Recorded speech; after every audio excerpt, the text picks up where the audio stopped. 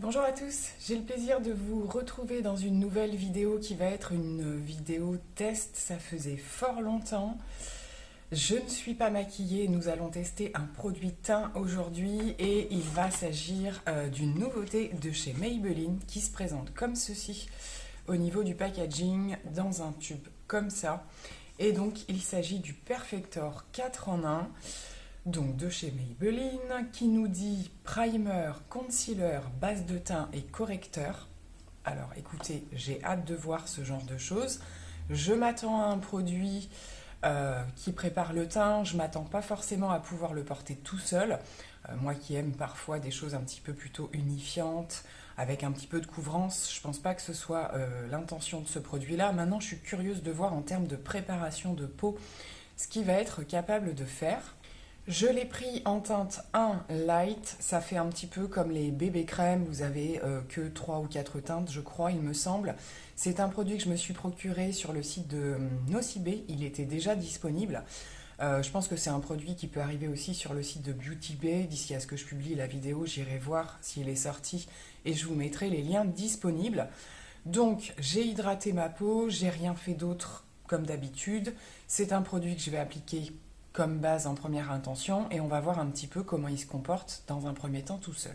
Alors voilà comment ça se présente, c'est une texture un petit peu bizarre.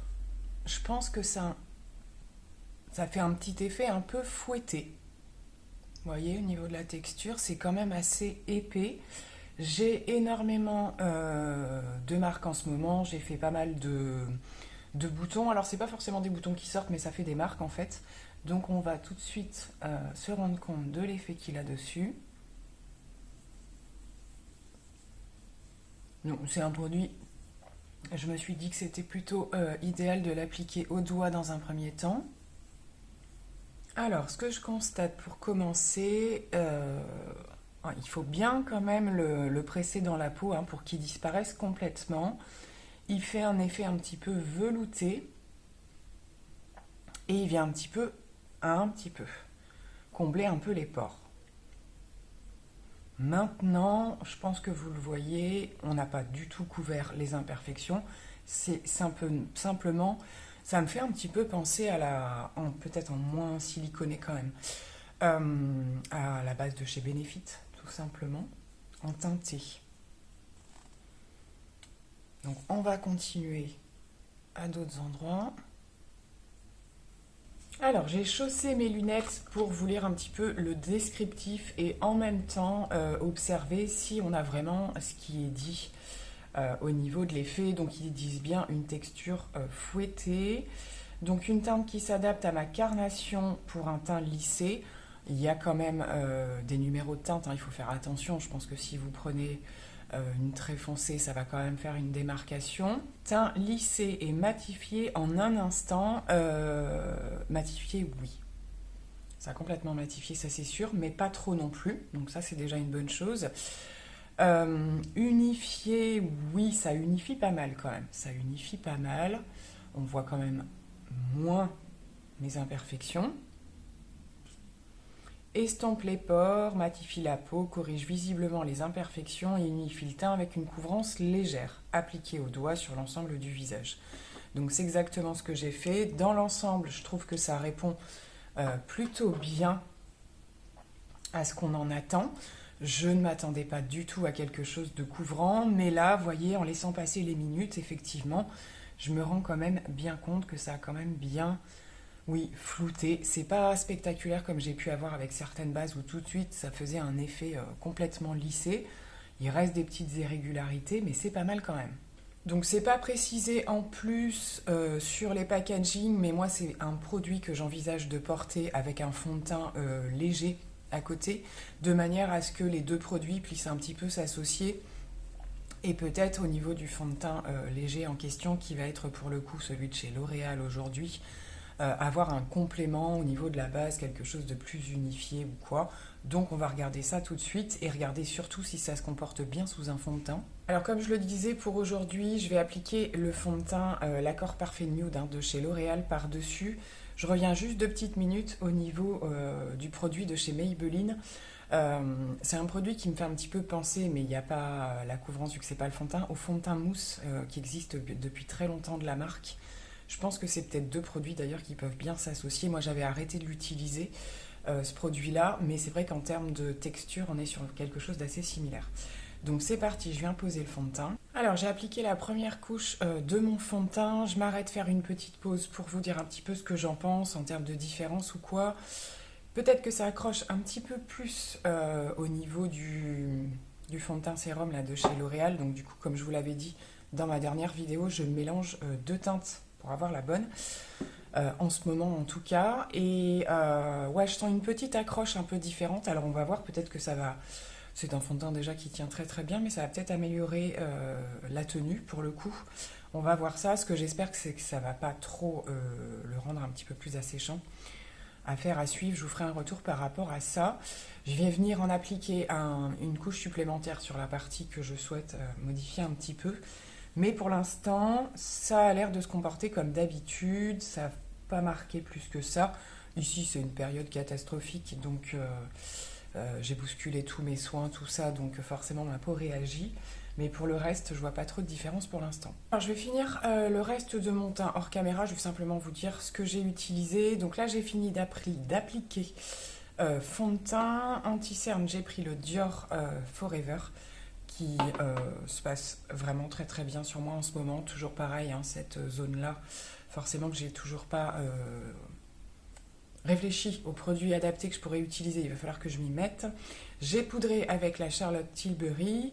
Et voilà, on va passer bronzer, blush et je reviens vous voir. Je pense que je vais revenir quand le maquillage complet sera terminé. Mais pour l'instant, je trouve ça pas trop mal. J'ai quand même quelques appréhensions de peut-être trop de matité au niveau du reste des produits sur certaines zones. Là, de ce que j'observe. À voir. C'est-à-dire que c'est un produit, je pense, qui pourrait, à une autre saison, un peu mieux me convenir quand j'ai la peau qui a tendance à rebriller un peu plus ou quoi, ce qui n'est pas du tout le cas en ce moment. À voir, à voir, à voir. En tout cas, j'avais très envie de le tester, donc c'est chose faite. On se retrouvera après pour en reparler. Bon alors, maquillage terminé. J'étais un petit peu dans l'observation par rapport au fait que tout soit bien en place maintenant et je confirme qu'il va falloir quand même, je pense, faire attention, bien entendu au niveau des peaux sèches, hein, ce genre de choses. Les petites zones de sécheresse peuvent peut-être être un petit peu accentuées avec ce produit. On est clairement sur quelque chose d'un petit peu correcteur flouteur.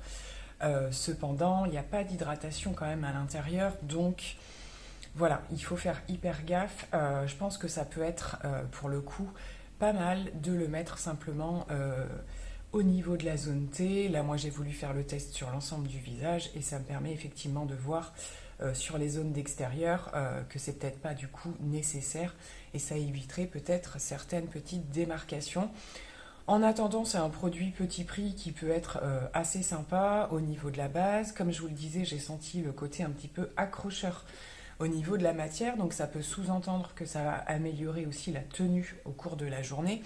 Je vous ferai d'ailleurs une petite update dans la barre d'infos pour vous dire si j'ai vu une amélioration ou pas par rapport aux produits que je connais déjà. Mais voilà, un test plutôt concluant, mais pas spectaculaire non plus. Vraiment un produit peut-être à n'utiliser que par zone quand on veut vraiment faire quelque chose de léger, une petite poudre et puis voilà. Mais moi je vais surtout l'utiliser en base par zone. Je pense que ce sera quand même un petit peu plus judicieux. Concernant le reste des produits, alors qu'est-ce qu'on a fait? Bronzer, blush, j'ai pris le nouveau bronzer Unique. Donc le bronzer de chez Unique qui se travaille juste à merveille avec la palette Cover FX et le blush simplement mat sur la partie pêche. En highlighter, je pense que vous le voyez pas mal, le C-Pop de chez Becca qui est un sublime highlighter plutôt doré. Pour le maquillage de mes yeux, c'est la palette Zoeva. Superbe palette de nude avec laquelle j'ai utilisé donc pas mal de marron et la teinte la plus claire par ici pour le coin lumineux. Il est magnifique ce fard. Niveau mascara, je suis en train de terminer le Lash Paradise comme ceci de chez L'Oréal qui est excellent, très très bien avec une grosse brosse qu'on voit quand même pas mal partout. Maintenant, il s'assèche vite vers la fin. C'est ce que j'ai remarqué, donc je vais peut-être être obligée de l'arrêter avant qu'il soit complètement terminé parce que je vois moins d'effet du coup du fait du produit qui sèche tout simplement. Mais c'est un très bon mascara. Et sur les lèvres, ma teinte favorite, hein, des nouveaux crémeux Unique également, le Well To Do, dont je vous parle très très souvent. J'aime beaucoup faire ça, surtout quand je sais que voilà, je vais porter le masque de toute façon, donc un rouge à lèvres voyant. Ça me disait rien ces temps-ci, de temps en temps j'aime bien, mais là avec un maquillage nude, on reste dans la simplicité. Bon, je vais conclure cette vidéo test de nouveautés produits Maybelline. Donc le fameux, je me rappelle plus du nom à chaque fois, c'est la gamme dans des instants anti-âge, un petit peu comme le concealer avec l'embout mousse, le fameux. C'est tout dans cette gamme-là, le Perfector 4 en 1. Eh bien écoutez, comme je vous le disais, moi pour le coup, alors pour les gens qui ont la peau qui a tendance à regresser, à briller ou quoi, je pense que ça peut être un très très bon produit. Pour les autres personnes avec une peau mixte, un petit peu comme moi, attention à peut-être pas en mettre partout. Mais voilà, vraiment pour combler et lisser un petit peu la base et le porter tout seul, oui, ça peut m'arriver aussi, voilà, un dimanche où je vais traîner mais que je veux juste me faire un petit teint, un petit coup de mascara, ça peut être le genre de produit tout à fait que je porte. Donc j'espère que ce test de vidéo vous aura plu. N'hésitez pas à me dire si vous pensez tester ce produit ou si vous le connaissez déjà. Je sais qu'il n'est pas encore sorti partout, mais en grande surface, je pense que ça ne devrait pas tarder. Et en attendant de vous retrouver pour une prochaine vidéo, je vous fais plein de gros bisous. Bye!